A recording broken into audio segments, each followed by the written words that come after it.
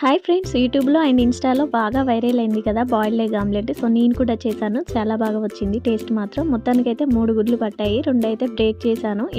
ముందే దీంట్లో వాసన రాకుండా నేను అల్లం వేసి బాగా కలుపుకొని పక్కన పెట్టుకున్నాను. ఇప్పుడు చిన్న మూకుడు వేసుకొని అందులో ఆయిల్ వేసుకొని ఫస్ట్ మనం బాయిల్ చేసుకున్న ఎగ్ పెట్టిన తర్వాత బ్రేక్ చేసుకున్న ఆమ్లెట్ దీనిపైన వేసి కొద్దిసేపు మంచిగా బాయిల్ అవ్వనివ్వాలి. బాయిల్ అయిన తర్వాత రెండో వైపుకి ఫ్లిప్ చేసుకోవాలి. దానిపైన కొన్ని సన్నగా కట్ చేసుకున్న ఆనియన్స్ వేసుకోవాలి.